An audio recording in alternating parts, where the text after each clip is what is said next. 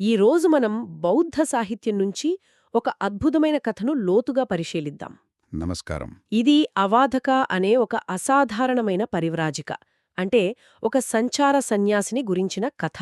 కేవలం వాదనలతో ప్రపంచాన్ని గెలవాలనుకున్న ఒక మేధావి అసలైన సత్యం ముందు ఎలా తల వంచిందో మనకు అందిన ఈ మూలాధారాలు వివరిస్తున్నాయి. అవును, ఈ కథలో ఉన్న అసలైన అందం అదే. మేధస్సుకు, జ్ఞానానికి మధ్య ఉన్న తేడాను ఇది చాలా స్పష్టంగా చూపిస్తుంది. నిజమే. వాదనలో గెలవడమనే అహంకారానికి, యథార్థాన్ని తెలుసుకోవడమనే వినమ్రతకు మధ్య జరిగిన సంఘర్షణే అవాధక కథ. ఆమె సోదరులు తమ మేధో గర్వాన్ని ఎలా అధిగమించి అంతకు మించిన సత్యాన్ని కనుగొన్నారో మనం చూడబోతున్నాం. ఈ ప్రయాణం వినడానికి చాలా ఆసక్తిగా ఉంది. సరే, ఇక ఈ కథలోకి వెళ్దాం. అసలు ఈ అవాధక ఎవరు? ఆమె నేపథ్యం ఇంత ప్రత్యేకంగా ఉండటానికి కారణమేంటి? కథ ఒక అనూహ్యమైన, చెప్పాలంటే కాస్త విచిత్రమైన నేపథ్యంతో మొదలవుతుంది. అవును. అవాధక తండ్రి ఒక నిగ్రంథ పరివ్రాజకుడు, అంటే జైన సంప్రదాయానికి చెందిన ఒక సన్యాసి. ఆయన వైశాలి నగరంలో మరో నిగ్రంథ పరివ్రాజికను ప్రేమించి వివాహం చేసుకున్నారు. ఇది అప్పట్లో దాదాపు అసాధ్యమైన విషయం కదా. ఖచ్చితంగా.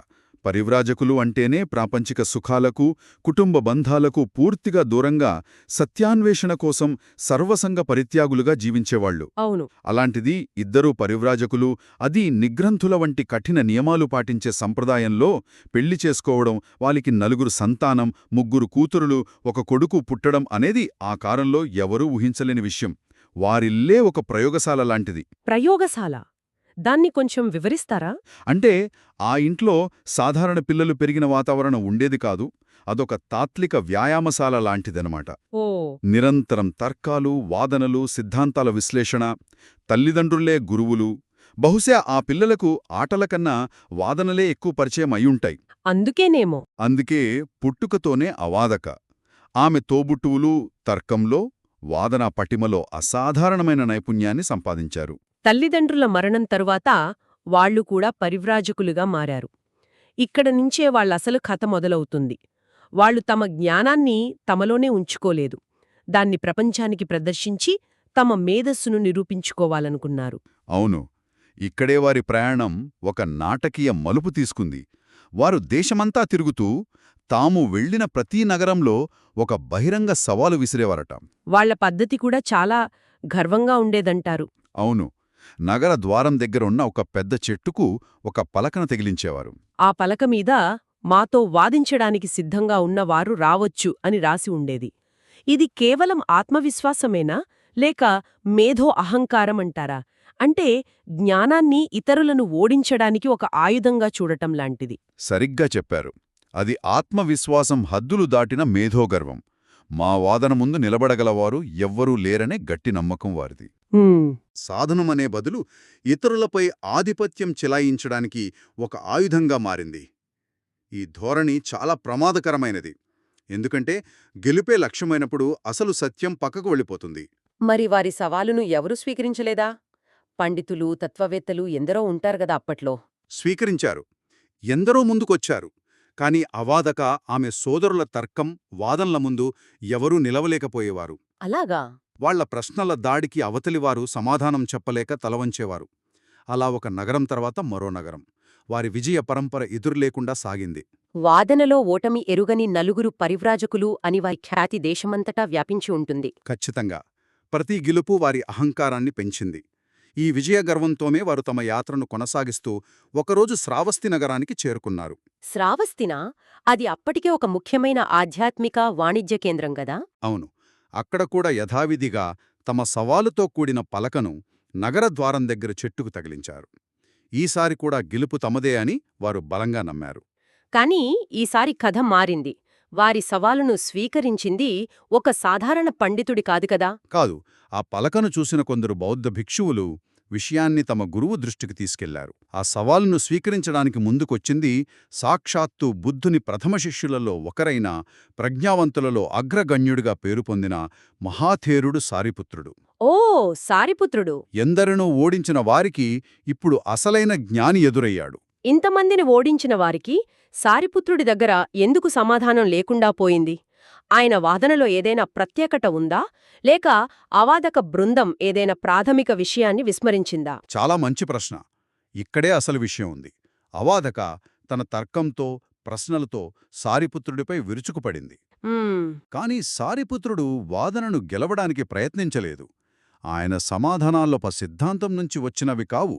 అవి యథార్థాన్ని ప్రత్యక్షంగా చూసిన అనుభవం నుంచి వచ్చినవి. అంటే అనుభవం నుంచి వచ్చిన జ్ఞానం అన్నమాట. అవును, అవి సమాధానాలు కావు, సత్యాన్ని చూపించే అద్దంలాంటివి. ఆ వాదక వాదనలు ఒక నిర్దిష్ట తర్క వ్యవస్థకు, కొన్ని నియమాలకు లోబడి ఉన్నాయి.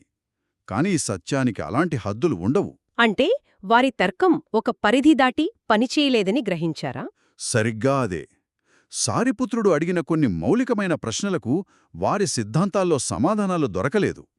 వారి మేధస్సు అనే కత్తి గాలిని నరకడానికి ప్రయత్నించి విఫలమైనట్టు అయింది. వావ్! అది ఓటమి కాదు, కాదు, అంతకన్నా లోతైన ఒక అనుభవం. తమ జ్ఞానం ఎంత పరిమితమైనదో వారికి మొదటిసారి అర్థమయింది. ఒక మేధావి తన జీవితాంతం నమ్మిన సిద్ధాంతం, తన అస్తిత్వానికి ఆధారమైన వాదనా పటిమ కూలిపోయినప్పుడు ఆ నిజాన్ని స్వీకరించడం చాలా కష్టం. అవాదక, ఆమె సోదరులు ఈ నిజాన్ని ఎలా స్వీకరించారు? వారి జీవితం ఎలాంటి మలుపు తీసుకుంది? అనుభవం వారిని పూర్తిగా మార్చేసింది. గెలుపు అనే అహంకారం కరిగిపోయి నిజమైన సత్యాన్ని తెలుసుకోవాలనే తీవ్రమైన జిజ్ఞాస వారిలో కలిగింది. ఆహా! వాదనలో గెలవడం కన్నా సత్యాన్ని తెలుసుకోవడం ఎంతో గొప్పదని ఎరుక కలిగింది. వెంటనే ఆ నలుగురు తమ పాత మార్గాన్ని, నిగ్రంథ సిద్ధాంతాలను పూర్తిగా విడిచిపెట్టారు. పూర్తిగా వదిలేశారా? పూర్తిగా. సారపుత్రుని ద్వారా బుద్ధుని శరణు కోరి బౌద్ధ సంఘంలో శ్రావకులుగా అంటే శిష్యులుగా చేరారు. అవాదక భిక్షుణీగా, ఆమె సోదరులు భిక్షువులుగా మారారు. ఇది వింటుంటే ఆశ్చర్యంగా ఉంది. అంటే వారి శక్తివంతమైన మేధస్సు, అది దారి తప్పిన ఒక ఆయుధంలా ఉండేది. అవును. సారిపుత్రుణ్ణి కలిశాక అదే ఆయుధాన్ని సరైన దిశలో అంటే తమపైనే ప్రయోగించుకున్నారు. ఈ మార్పు అసాధారణం. సరిగ్గాదే జరిగింది. సంఘంలో చేరిన తర్వాత వారు బుద్ధుని బోధనను శ్రద్ధగా అభ్యసించారు. ముఖ్యంగా యథార్థాన్ని దర్శించడానికి మార్గమైన విపశ్యన ధ్యానాన్ని సాధన చేశారు. అంటే ప్రాక్టికల్ మార్గంలోకి వెళ్లారు. ఒకప్పుడు బహిర్ముఖంగా ఉన్నవారి తీక్ష్ణమైన మేధస్సు ఇప్పుడు అంతర్ముఖమైంది. ఆ తీవ్రమైన సాధన ఫలితంగా అనతికాలంలోనే ఆ నలుగురు చిత్తమాలిన్యాలను పూర్తిగా తొలగించుకుని అర్హత స్థితిని, అంటే జననమరణ చక్రం నుండి విముక్తిని, సంపూర్ణ నిర్వాణాన్ని పొందారు. అద్భుతం! వారి గర్వం జ్ఞానంగా పరివర్తన చెందింది. మేధో గర్వంతో మొదలైన ప్రయాణం సంపూర్ణ విముక్తితో ముగిసింది. అయితే అవాదకథ మేధోపరమైన, తాత్వికమైన మార్గాన్ని చూపిస్తే మన మూలాల్లోనే ఇంకో వ్యక్తి కథ కూడా ఉంది. అవును. మేధావులైన అవాదక లాంటి వారు కాకుండా ఒక సాధారణ గ్రామ పెద్ద బుద్ధుణ్ణి ఎలా సంప్రదించాడు? అతని ప్రశ్నలు చాలా భిన్నంగా ఉండేవి కదా? అవును. ఈ పోలిక చాలా ఆసక్తికరంగా ఉంటుంది. ఆ వ్యక్తి పేరు అసిబంధక పుత్రుడు, ఒక గ్రామ పెద్ద. అతను బుద్ధుడి దగ్గరకొచ్చి, స్వామీ, మీరు మంత్రాలతో, ప్రార్థనలతో చనిపోయిన వారిని స్వర్గానికి పంపగలరా లాంటి చాలా ఆచరణాత్మకమైన, లౌకికమైన ప్రశ్నలడిగాడు. ఓహ్! అతనిది సిద్ధాంతాల గురించిన జిజ్ఞాస కాదు, జీవితంలోని కఠిన వాస్తవాలైన మరణం, ఆత్మీయుల గతి గురించిన ఆందోళన. అంటే ఒకరేమో ఉన్నతమైన తాత్విక ప్రశ్నలతో సత్యాన్ని వెతికారు, మరొకరేమో జీవితంలోని ప్రాథమిక భయాల నుండి సమాధానం కోసం వచ్చారు. ఖచ్చితంగా. అవాదక మేధోమార్గంలో సత్యాన్ని అన్వేషిస్తే ఈ అసిబంధక పుత్రుడు కర్మఫలాల గురించి భిన్నమైన, ఆచరణాత్మకమైన కోణంలో ప్రశ్నించాడు. మరి బుద్ధుడు అతనికి ఎలా సమాధానం చెప్తారు? బుద్ధుడు అతనికి సిద్ధాంతాలతో కాకుండా ఒక చక్కని ఉదాహరణతో వివరిస్తాడు. ఒక పెద్ద రాయిని నీటిలో వేసి అది పైకి తేలాలని అందరూ ప్రార్థిస్తే తేల్తుందా అని అడుగుతాడు. దానికతను లేదు అని సమాధానం చెప్తాడు. అవును. అలాగే ఒక కుండ నిండా నెయ్యిని నీటిలో పగలగొట్టి ఆ నెయ్యి మునిగిపోవాలని ప్రార్థిస్తే మునుగుతుందా అని కూడా అడుగుతాడు. దానికి కూడా అతను లేదు, నెయ్యి పైకి తేలుతుంది అని చెప్తాడు. చాలా సింపుల్ ఉదాహరణ. అప్పుడు బుద్ధుడు, అలాగే చెడు కర్మలు చేసిన వ్యక్తి రాయిలా కిందికి వెళ్తాడు, మంచి కర్మలు చేసిన వ్యక్తి నెయ్యిలా పైకి తేల్తాడు. వారి కర్మలే వారి గతిని నిర్ధారిస్తాయి తప్ప బయటివారి ప్రార్థనలు కాదు అని బోధించాడు. ఇది చాలా సరళమైన కాని శక్తివంతమైన వివరణ. ఈ రెండు కథలు పక్కపక్కనే ఉండటం మనకు ఏం చెబుతోంది? జ్ఞానాన్వేషణకు ఒకే ఒక్క మార్గం లేదనా? అవును, ఇది మనలో ఒక ముఖ్యమైన ఆలోచనను రేకెత్తిస్తుంది. గొప్ప సత్యాలను అన్వేషించడానికి ప్రజలను ఏ ఏ మార్గాలు, ఏ ఏ ప్రేరణలు నడిపిస్తాయి? నిజమే. అవాదక విషయంలో అది మేధోపరమైన జిజ్ఞాస, తనను తాను నిరూపించుకోవాలనే తపన. అసిబంధక పుత్రుని విషయంలో అది మరణం, ఆత్మీయుల గతి వంటి జీవితంలోని ప్రాథమిక ప్రశ్నల నుండి పుట్టిన ఆందోళన. మార్గాలు వేరేనా, ఇద్దరూ చివరకు సత్యానికి చేరువయ్యారు. ఇది జ్ఞానాన్వేషణ ఎంత బహుముఖంగా ఉంటుందో మనకు చూపిస్తోంది. ఖచ్చితంగా. కాబట్టి అవాదక కథ మనకు కేవలం ఒక చారిత్రక సంఘటనను చెప్పడమే కాదు, జ్ఞానం యొక్క నిజమైన స్వభావం గురించి ఆలోచింపచేస్తుంది. వాదనలో గెలవడం వేరు, సత్యాన్ని గ్రహించడం వేరు అనే ఒక ముఖ్యమైన సందేశాన్ని ఇది మనకు అందిస్తుంది. అంతిమంగా ఈ కథలు మనకు చెప్పేదే అదే. జ్ఞానమనేది కేవలం పుస్తకాల్లోనో తర్కాల్లోనో లేదు. అది అనుభవంలో, స్వీయ పరిశీలనలో, వినమ్రతతో సత్యాన్ని స్వీకరించడంలో దాగి ఉంది. అవును. ఈ రెండు కథలు చూపిస్తున్నట్టు సత్యాన్ని తెలుసుకోవాలనే తపన ఏ రూపంలో మొదలైనా అది సరైన మార్గంలో పయనిస్తే గమ్యాన్ని చేరుకుంటుంది.